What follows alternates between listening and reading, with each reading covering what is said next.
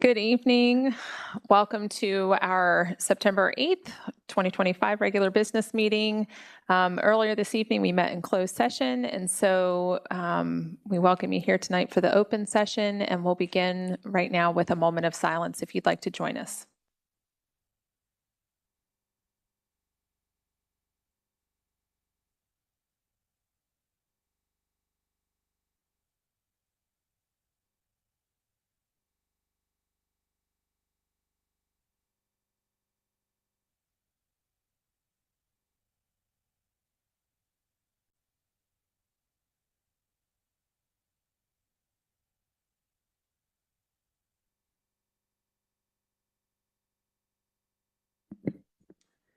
Thank you. At this time, we will stand for the Pledge of Allegiance.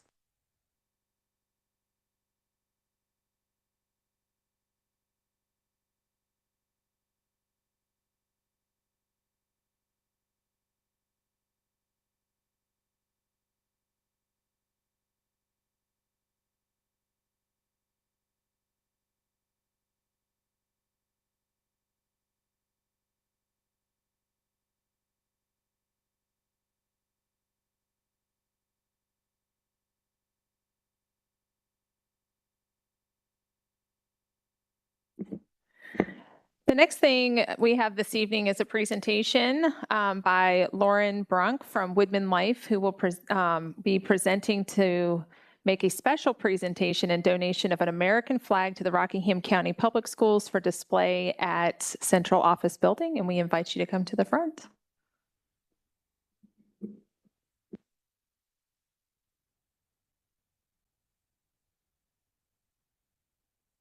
Here by Mr. Shiflett, and courtesy of Caleb Bailey, your school security officer, who keeps a good eye on all the flags around the county. With Woodman Life in Dayton, I have with me my manager this evening. We just wanted to give you a little presentation, tell you a little bit about what we do, and specifically the ways that we are able to help the community, the kids, and everyone that lives here. So. Is that my cue? That's your cue. Good evening. My name is Steve Bishop, and I'm honored to be here. Thank you so much for your time. We were told we had 45 minutes. Is that not quite? But 40. No, we want to respect your time, certainly. Have you heard of Woodman of the World, Woodman Life? Very good. That saves a lot of time right there. Oh, super, yeah. We'll just wave when you go by it. We've been around since 1890, and we are a not-for-profit fraternal benefit society. So what that means is we're member-based. We're community-based, but we're member-owned. And one of the ways that we try to stay relevant in the community is to partner with other organizations. We'd like to partner with school systems, first responders, other civic organizations, things like that. And that's part of the flag program that we have, which also includes flag poles. If you have a need for a new flag pole with some, Mr. Shipley. Yeah. So, patriotism is a big part of who we are and what we do. But we also, one of our mottos is you never stood so tall as when you stooped to help a child. And so they have a special place in our hearts. And that's why we would like to partner more with the schools. And there are a number of things that we do. There are programs that are already outlined, but we're not afraid to be creative if there's another need. How can we stay relative if we don't understand what the need is, right? And so we rely upon you all and others in our community to help us with that, because what we feel is relevant may not be. So I'm going to let Kirby tell you a few things that we already have in place. And I did bring a few pieces of literature just so that you can look over and keep for yourselves as well.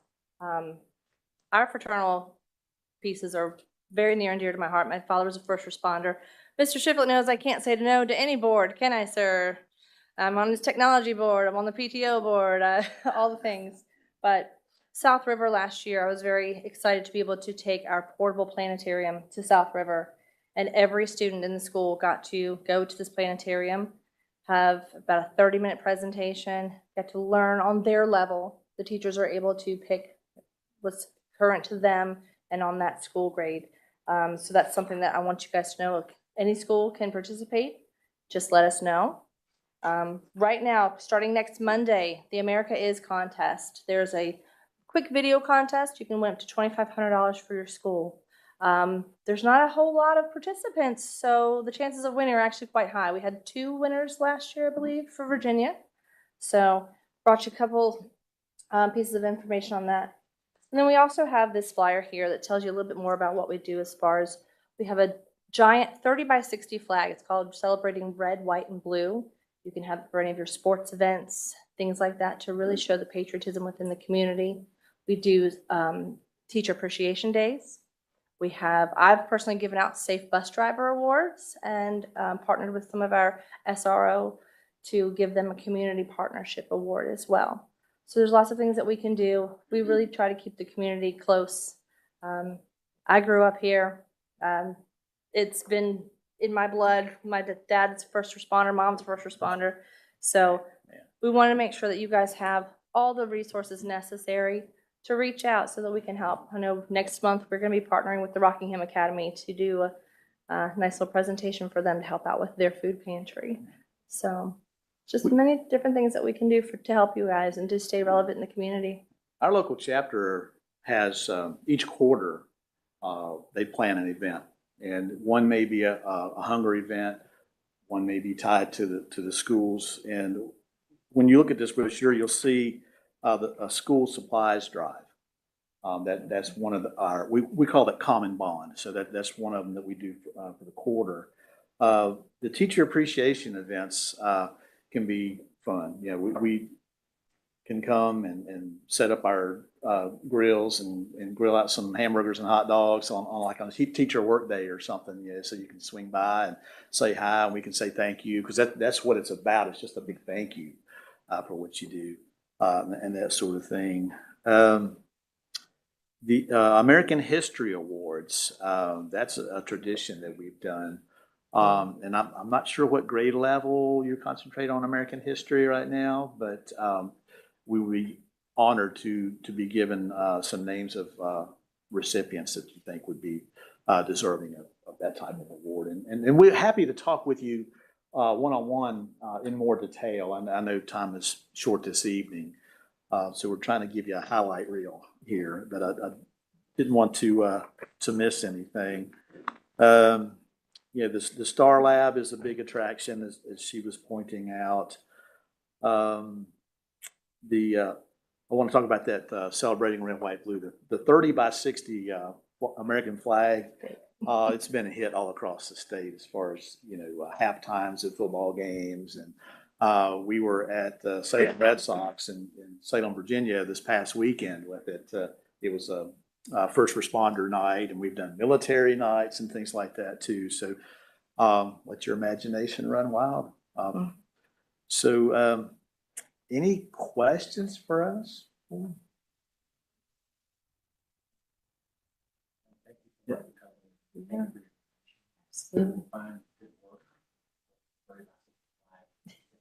Please be in touch. And maybe a flagpole. Yeah, how does that flagpole thing work? Can we do it retroactively? Like if we put up the flagpole already? Is there? I'm sorry, I'm not sure I'm following. You want us to help pay for the flagpole that's already been installed? Or? That we just installed like a month ago. We don't do anything retroactive, do we? No, we don't. I'm so sorry. Darn, should have had this 2 months ago. We should have had this conversation sooner. I'm so Yeah. sorry. So, But we know for future use. Absolutely, Please, absolutely. And we also, it's not only the American flag, but if you need a Virginia state flag, we have those as well. Yes, we do. And specialty sizes, if you need it, you know, we keep most of the most commonly used sizes on hand at the chapter, but if you need something that's a different size, yeah. So the 30 by 61, do you have that in-house, or is that kind of floats 30 by around? 60, we don't let go of those too often, yeah. Well, no, but like if we wanted it for a football game, what's our lead time on that? The lead time? I think about a week. Okay, cool. Yeah. Yeah, it's not Well, horrible. if you're trying to schedule it though, let us know, Mhm. because we only have 2 of Yeah. those, and we're using them throughout the state. So Okay. the sooner the better on that. Can I Yes, please. And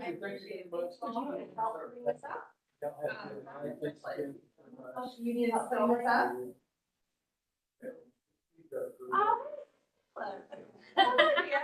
Thank you so much. I'm taking a lot of notes here. Nice to meet you again. Thank you so much.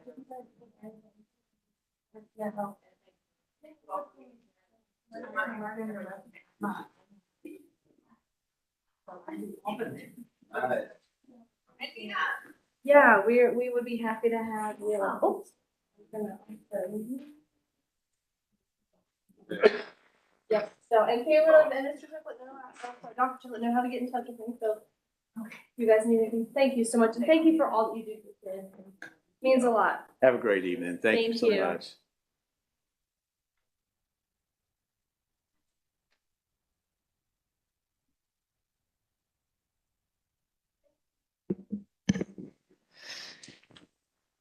Okay. The next thing on our list tonight are public comments, which we do not have any, and so we'll close those. We have a consent agenda tonight. For those of you that are not familiar with the consent agenda, these are items that we would ordinarily make 4 motions for.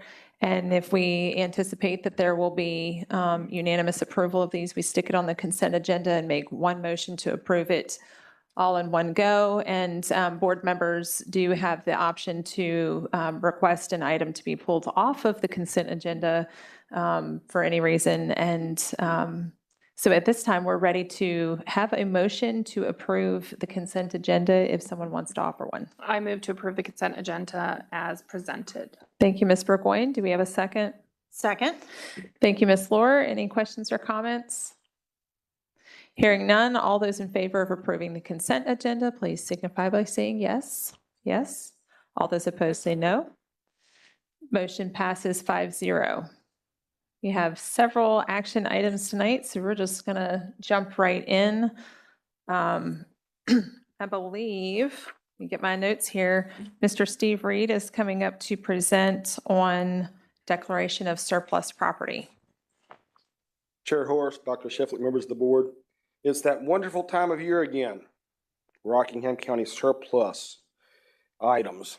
You have an attached list of surplus furniture and equipment that we would like to offer for sale on online auctions beginning on Thursday, September 18th, that first auction closing on Sunday, September 21, and every week thereafter until all items are offered for sale.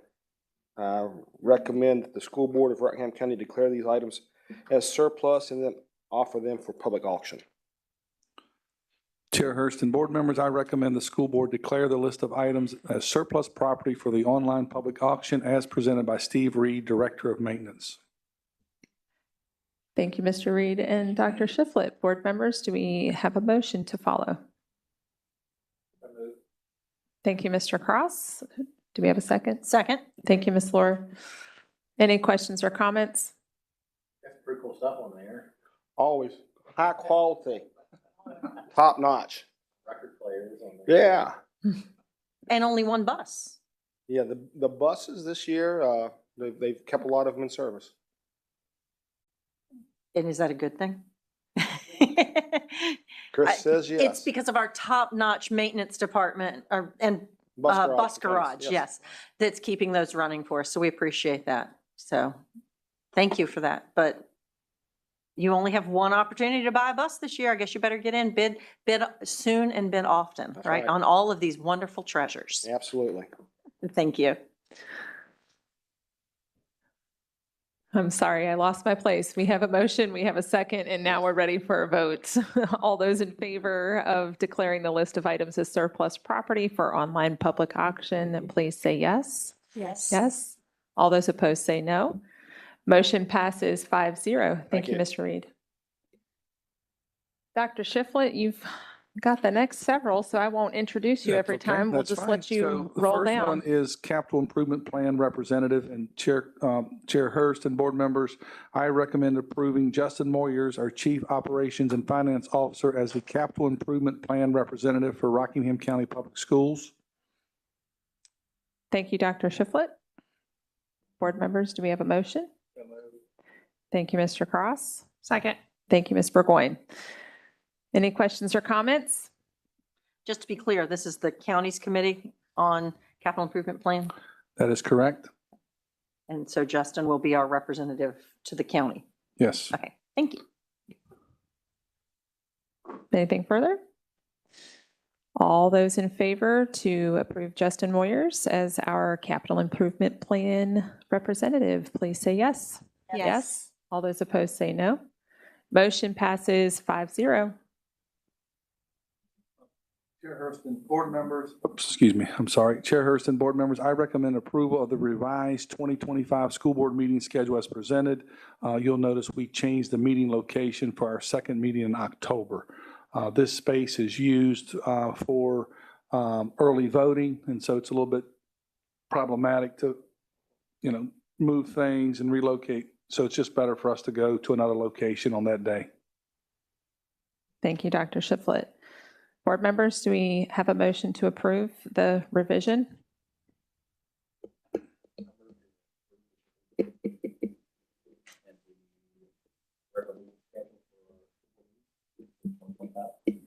Thank you, Mr. Cross. Do we have a second? Second.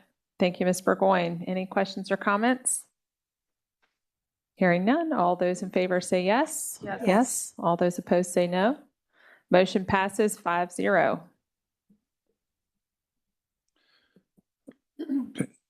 Chair Hurst and board members, upon review by the Content Review Committee in accordance with RCPS policy IIABB, I recommend retaining Rage by Jackie Morse Kessler, as the book does not contain sexually explicit content as that term is defined in RCPS policy IIABA. Thank you, Dr. Shiflett. Board members, do we have a motion to follow? So moved. Do we have a second?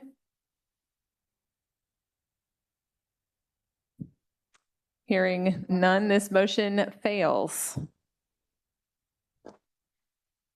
I move to remove the book Rage by Jackie Morse Kessler, as this book does contain sexual content as defined in RCPS policy IIABA.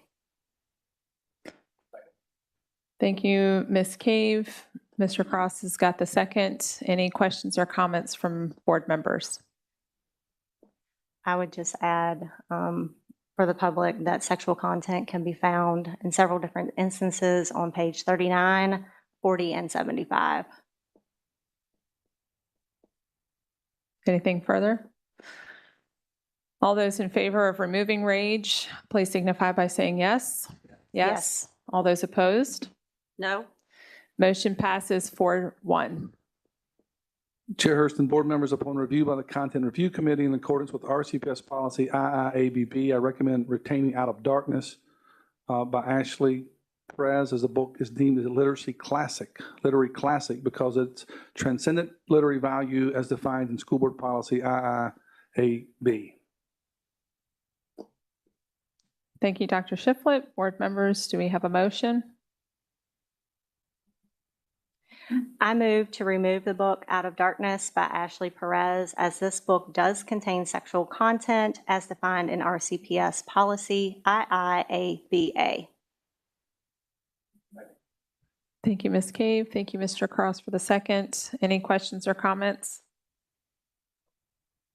I would just add for the public that sexual content can be found all throughout this book, starting on page 32 and continuing into page 33, 67, 68, 146 to 147, 152, 159, 171, 196, 210, 220 through 221, 233, and 380. Anything further? All those in favor to remove? Is that what the motion is? To remove Out of Darkness, please signify by saying yes. Yes? Yes. All those opposed? No? Motion passes 4-1. Chair Hurst and board members, upon review by the Content Review Committee in accordance with RCPS policy IIABB, I recommend retaining Go Ask Alice by Anonymous, as the book is deemed a literary classic because of its transcendent literary value as defined in school board policy IIAB. Thank you, Dr. Shiflett. Board members, do we have a motion? I move to remove the book Go Ask Alice by Anonymous because it does contain sexually explicit content as defined in RCPS policy IIABA. Thank you, Ms. Cave. And for the second, Mr. Cross. Any questions or comments?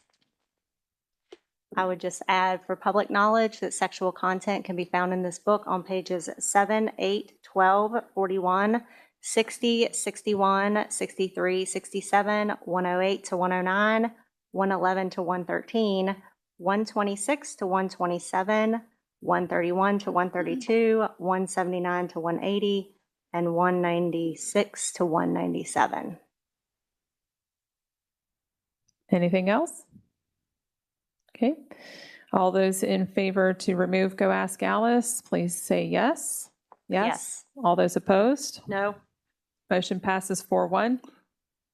All right, Chair Hurst and board members, upon review by the Content Review Committee in accordance with RCPS policy IIABB, I recommend retaining The Bluest Eye by Toni Morrison as the book is deemed a literary classic because of its transcendent literary value as defined in school board policy IIAB.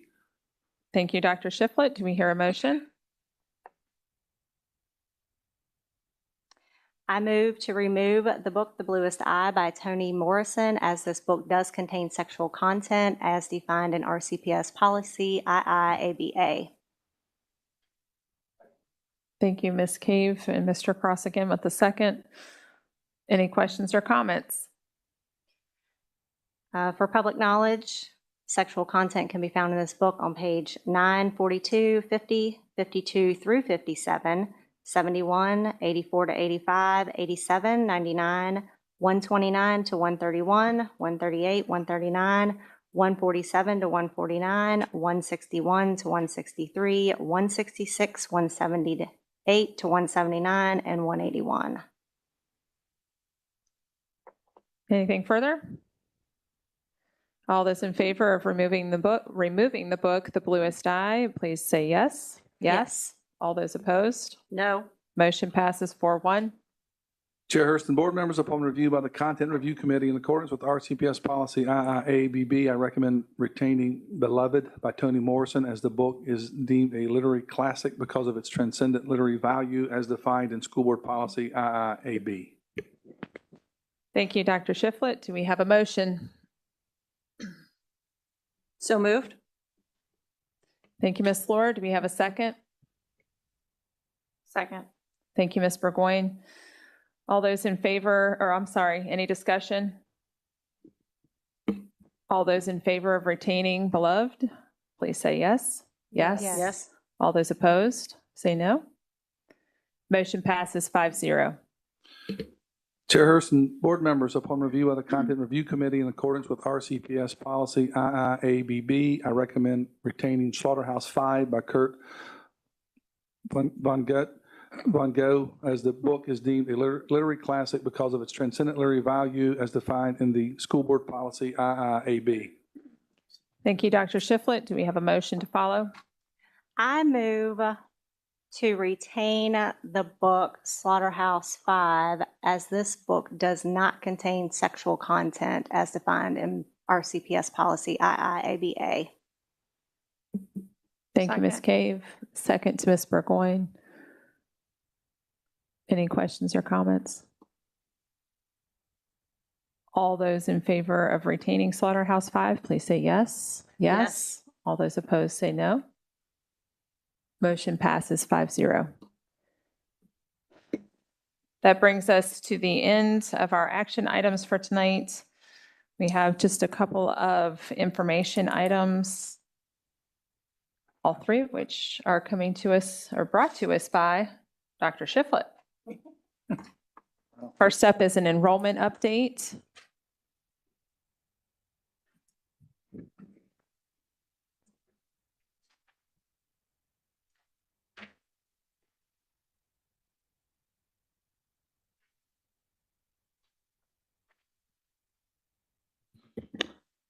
Chair Hurst and board members, I just wanted to take a moment to provide an update on our current enrollment as of today, September the 8th, 2025. Total enrollment, 11,671 students. in Rockingham County Public Schools. That's pre-K, 12 plus. We have our grad program numbers in there. This includes some day placement students. In just comparison, so in June, when the school year concluded, we had, we've increased enrollment by 46 students. And then compared to last year at this time, we're about 17 more students than we previously had. So just kind of give you a glimpse of where we are. And as earlier tonight, you approved Justin to serve on the Rockingham County government's capital improvement plan. So it's going to be part of our work, our role in that is to be looking at our current enrollment numbers. Where do we have capacity? Where we may have to maybe either look about doing additions like we're doing at Pleasant Valley Elementary School. Currently that project is underway. And do we need to reshuffle students? What comes next in our 5-year plan for Rockingham County Public Schools and part of the bigger plan. So hopefully at our next meeting in September, I'll be having some proposals I'll bring before you to begin having conversations around. Okay? Any questions about that or? What's the change in enrollment from last year to this year? So last school year at this time, we're 17 more, I believe. And then from June, we were 46. 46 more? Mm-hmm. Okay. And if you notice in the enrollment, the K-5 numbers were down a little bit. So we'll have to see how that changes. September 30th will probably give us a better idea of where we are in terms of enrollment. Okay. Is there a date that is like our official date for ADMs and that kind of thing? What is that date?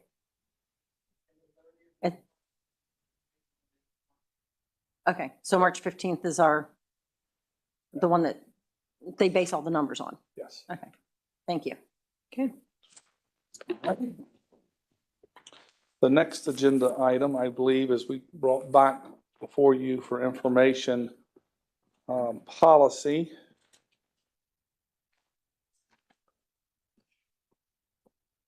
Administering medicines to students. And I know there were some questions that we had, and this is for information only, not action. We did reach out to legal counsel, and he provided some of advice for us and things to consider. We're not obligated to enact the policy, but understanding if we do not, then students would be without that medication. So I think, I know I've been a recipient on some email communications from parents and folks who are advocating for it, but I also understand there may be some concerns. So I just wanted to really bring it back before you tonight so there's an opportunity for some dialogue. And, you know, if there's more questions, if you want me to get more information for you before we make a final decision, I would like to bring it back at the next meeting for action if we could. Board members, do you have any changes that you'd like to see, or are we feeling like we're ready to move this to action as is? I mean, I had a lot of questions about it last time, but I do think it's ready to move based on the information from legal counsel. My concern was with the, and we've talked extensively, or I've talked to you all extensively about this, but the line that says to self-administer, but I do see, you know, from legal counsel has said that any school employee can assist as long as they've received training, and it's administered within accordance with the written order or protocol used by the prescriber and authorized by a parent. So do we have that training?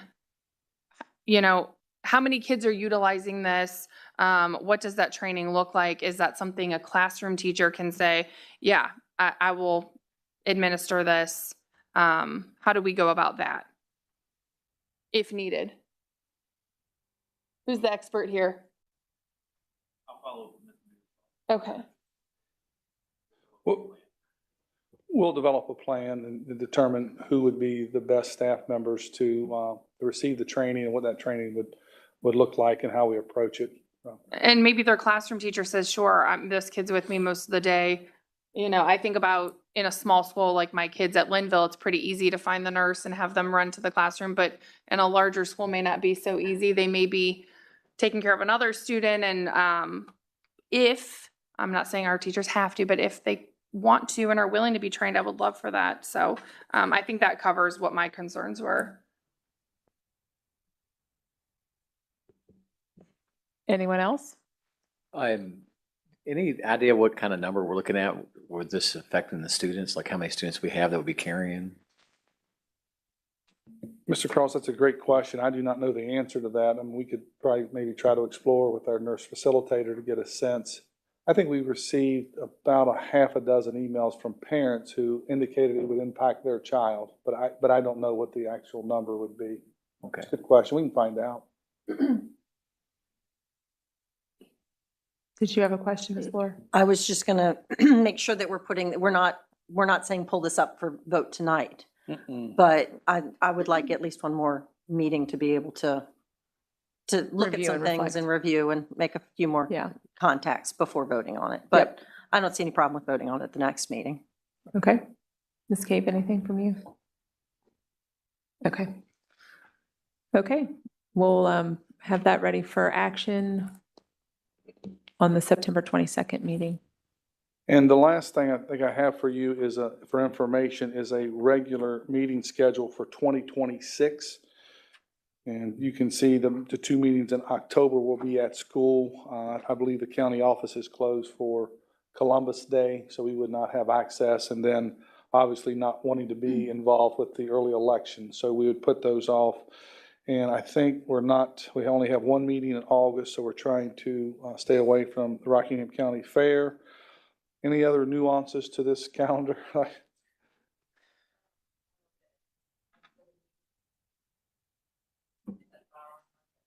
Okay.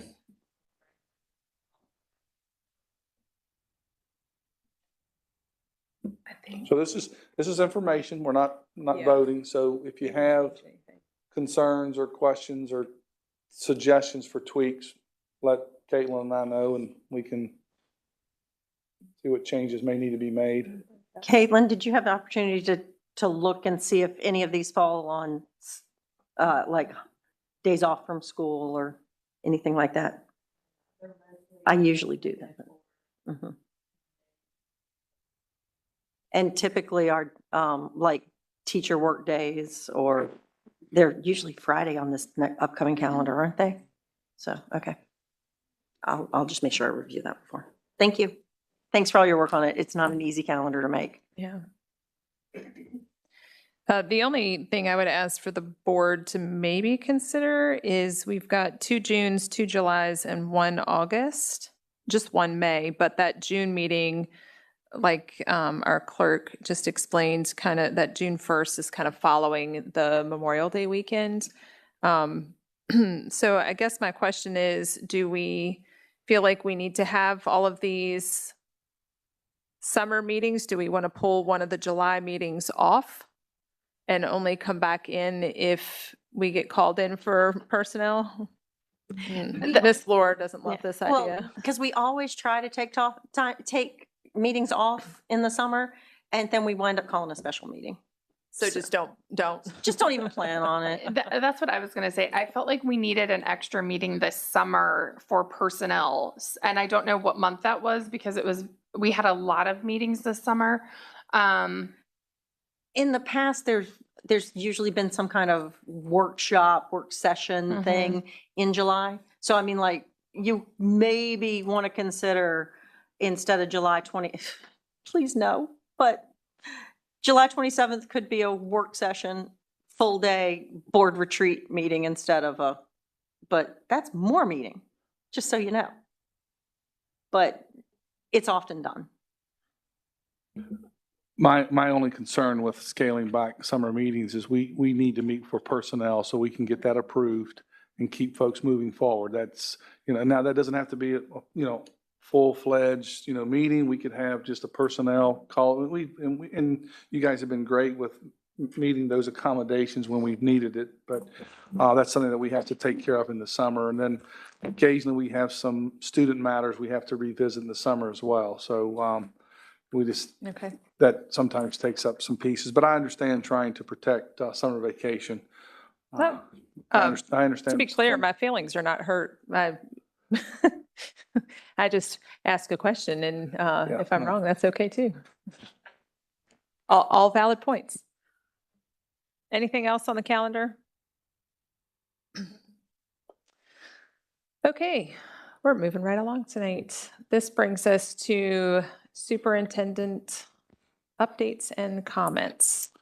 Yes, thank you, Chair Hurst. I would say it has been a great start to the school year. I have visited all but 6 schools, and I'm hoping to make those visits this week. And also, as I mentioned at our previous meeting, I'm looking forward to our community conversations on Wednesday morning at 9 at Freedom Farms. We're going to meet with business partners and community leaders. And, you know, part of that meeting is to reassure our community that we are committed to MTC, and also to give our stakeholders an opportunity to share their ideas about what future programming should look like at MTC. So that's all.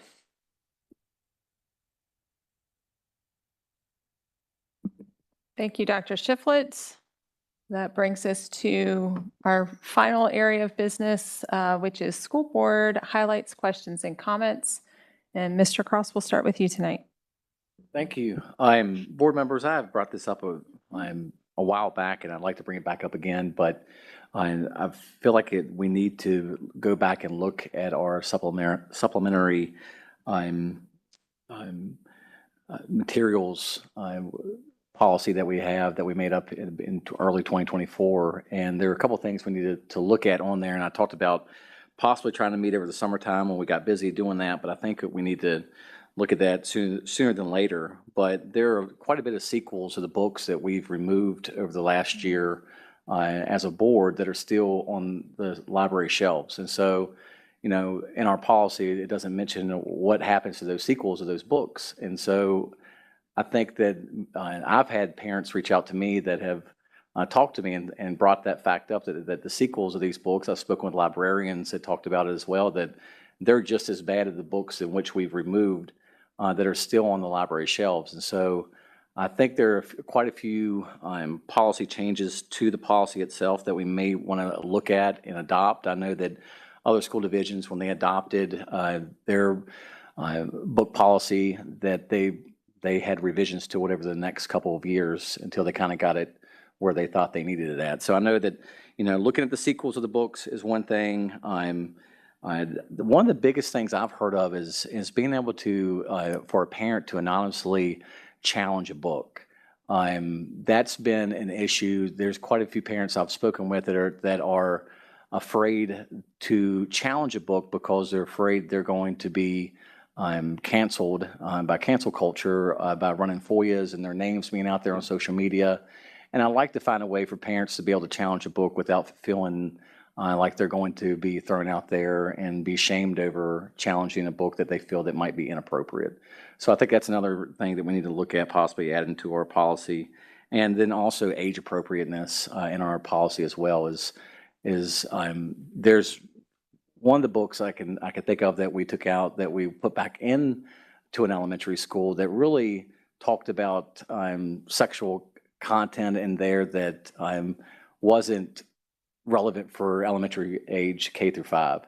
And so maybe on a middle school level, that book was probably appropriate, but not on the elementary level. And then also there are books in our middle school that that maybe not appropriate for middle school, but maybe high school. So I think that there's a couple things we need to look at and to add to our policy. Look at our policy and see what needs to be added to make it better than what it is. So that's all I have for tonight. Ms. Burgoyne? I don't have anything, but I do have a question on that, what Mr. Cross brought up. So if a parent contacted one of us and said, hey, I think that this sequel or whatever, you know, maybe would fall under the same, you know, sexually explicit content, and for a book that was already removed, would we would have to recommend that they follow the procedure for removal. Right? Yeah, so for books that are deemed having sexually explicit content, it would be removed. Excuse me. And the Content Review Committee would review that book. Any other objectionable material would then go, it would start at the school level and be reviewed there at the school level. And then if they can't, reach a solution, then it would move and progress up sort of a chain to have a district-wide level, meeting. So there's basically, we've had this conversation, it's like, there's kind of like two different pots or two different ways to think about challenging materials. One is sexually explicit, another is everything else. And maybe what Mr. Cross is alluding to, maybe we should everything should just be funneled in one direction and not have kind of two different, means of addressing, content in books. And it's not good enough to just say, hey, Mr. Cross, I found this book. Would you guys take a look at it? It would have to go through the full process. Okay. Right, and that's one of the things I found out from parents is there's quite a few books that they would like to see challenged, but they're afraid to challenge the book. You about it. Right, but I get that though, because of the backlash you get out on social media, that when people run FOIAs and your name's out there, that they at that point, they're like, I just want to get my kid through and I don't even want to worry about it. So I think it's something that we need to look at and at least find a way for them to challenge it without being blasted all over social media.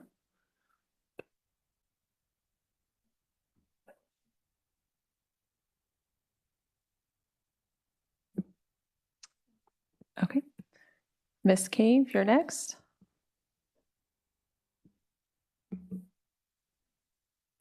Isn't there, just to ask questions as well, isn't there a part in this policy, and I was actually trying to look up all the specifics in those policies today, incidentally, and board docs was down, so we couldn't get in there. But isn't there a part in the policy that talks about if a librarian or a teacher, I guess this really would apply to librarians, that if they know that there's a book in their library that contains sexual content, which they probably would by now because some of them that we removed have the sequels that you all are talking about.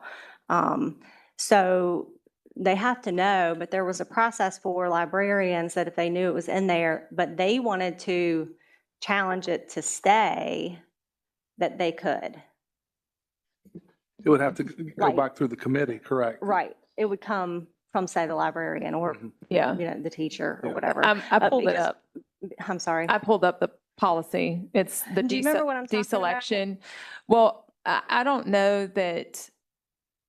Well, this is what the policy says: deselection of sexually explicit content. If teachers or librarians are aware of any supplementary material, regardless of format, that is currently in their library inventory or school inventory, and that contains sexually explicit content, the teacher or librarian will submit the supplementary material to the Content Review Committee consistent with School Board Policy IIABB and follow the procedures listed in that policy. And that, Have we had anyone do that? Any librarians or teachers?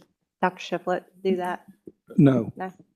And that was a conversation I had with a librarian while we were making this policy, that she told me that after the policy came about and some of these books started going out, that it was going to be a task for her, and she was willing to do it, and it was okay because she agreed with our standard when it come to it. But she said, hey, there are a lot of these books that you've already pulled out, they have sequels to it that are just as bad as what the books y'all are reading right now. So I just think that process needs to be gone over and done.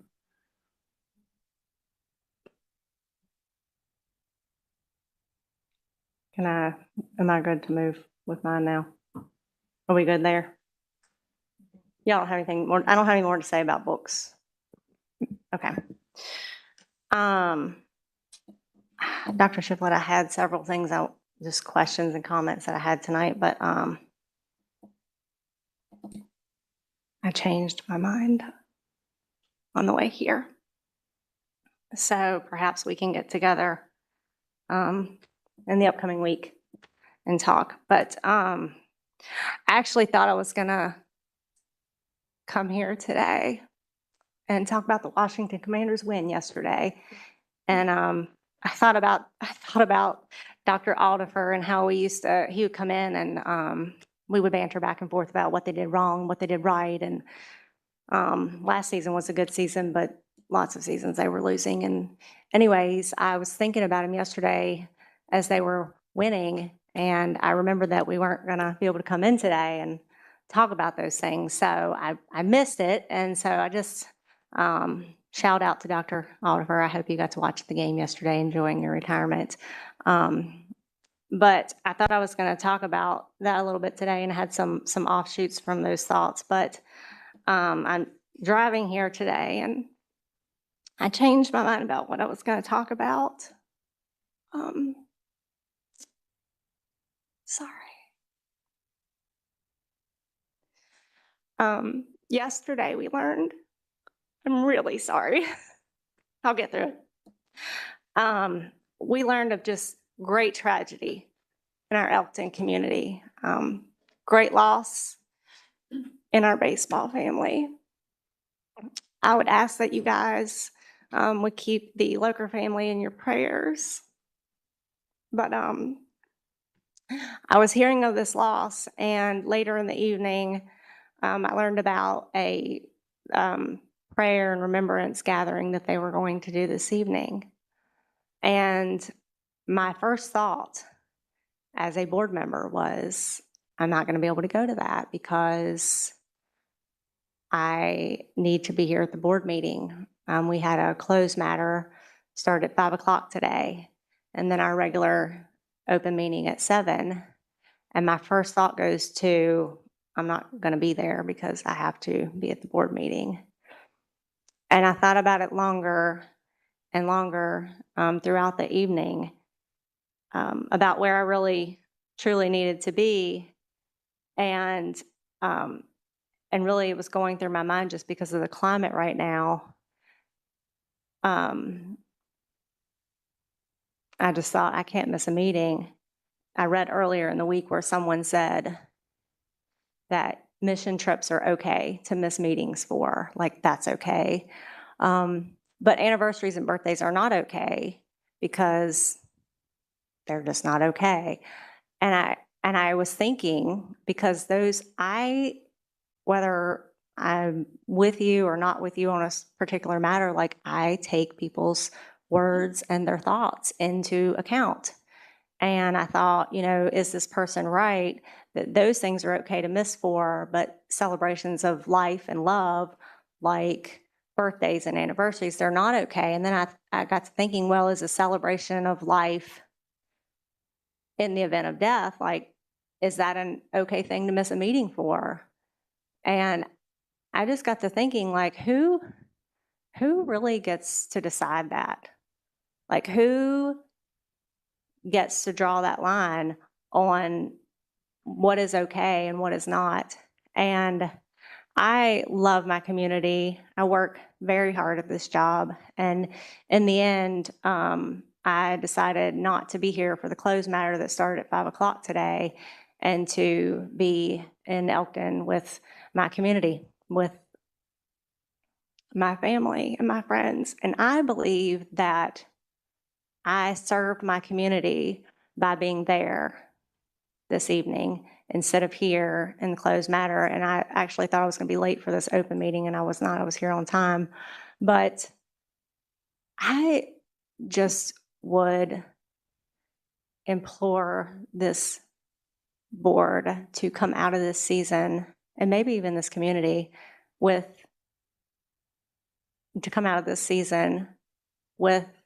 clean hands and a pure heart, and remembering those things that are most precious.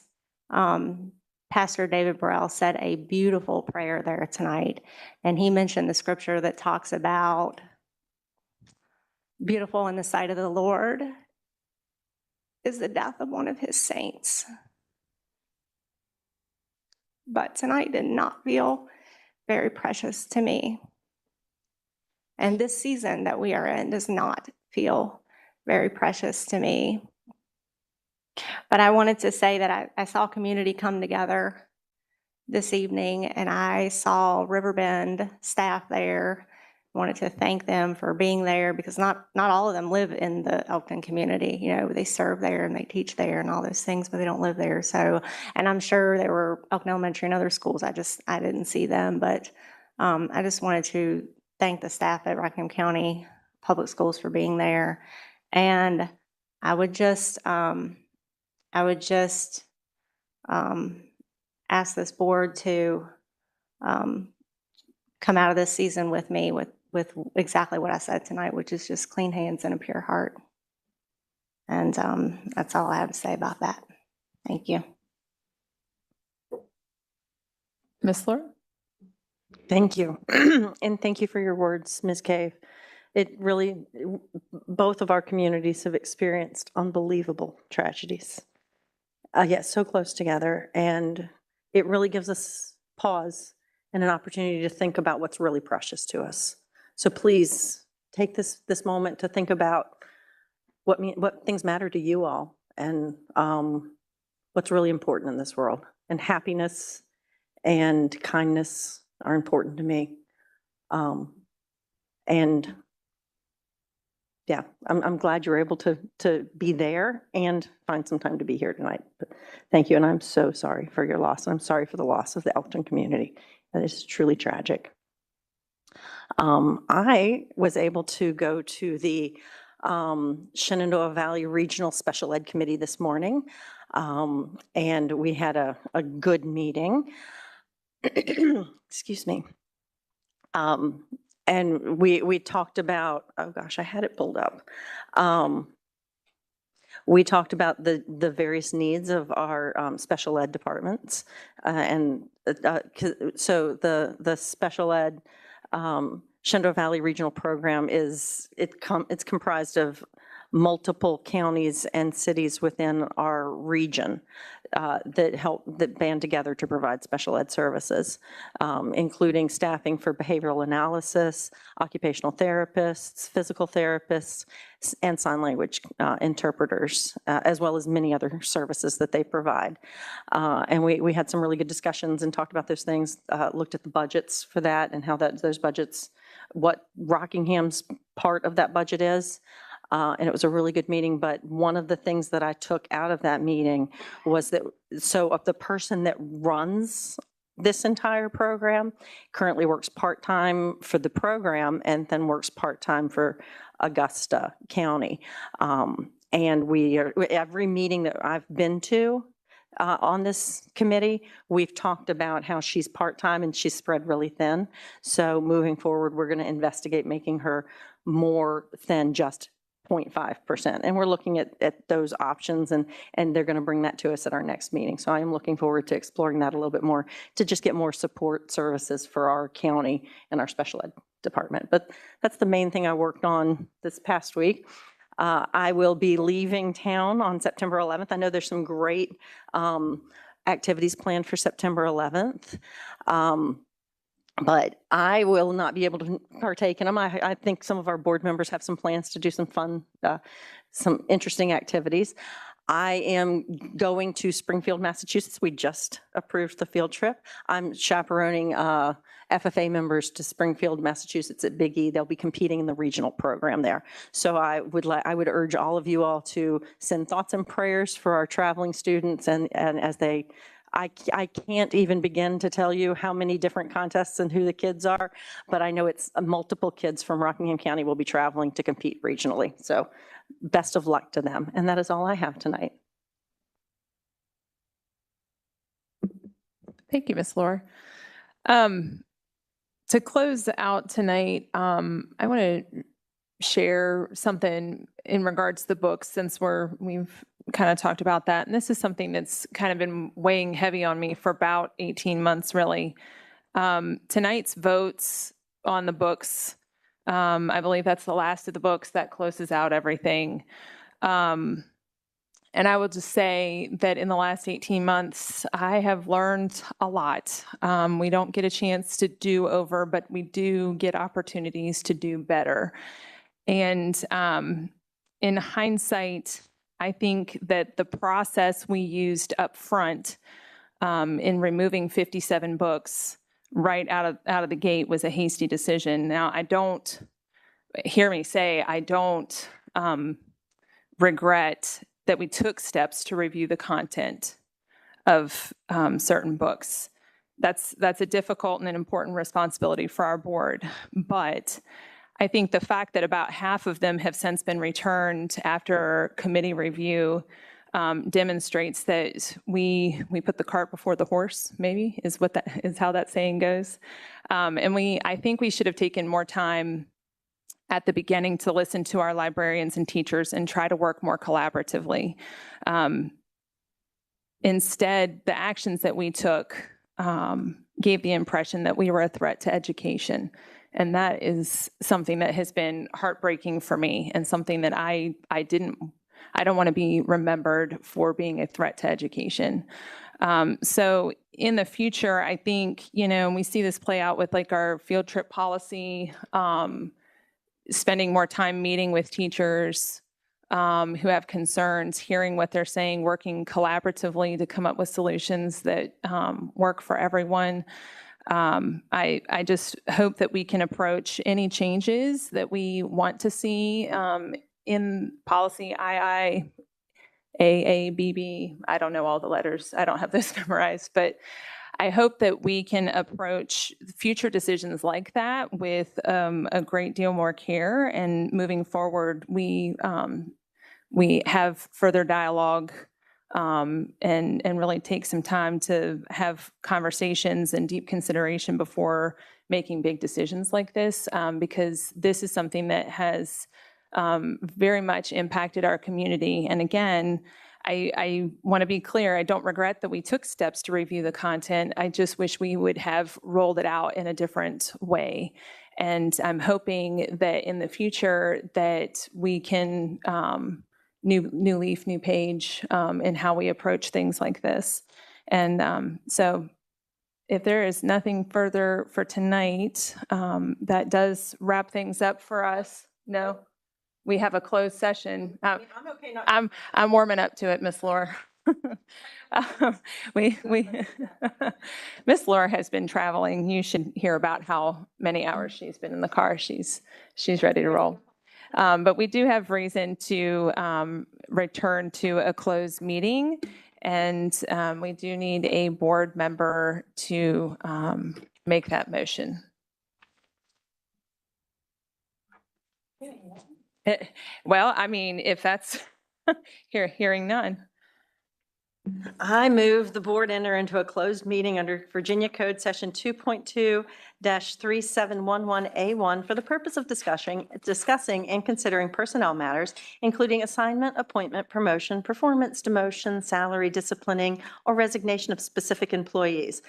The subject matter is a performance review and evaluation of the division superintendent. Thank you, Ms. Laura. Do we have a second? Second.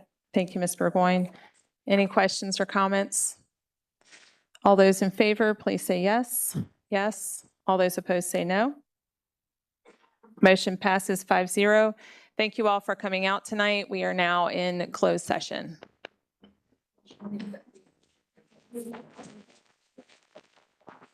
Okay.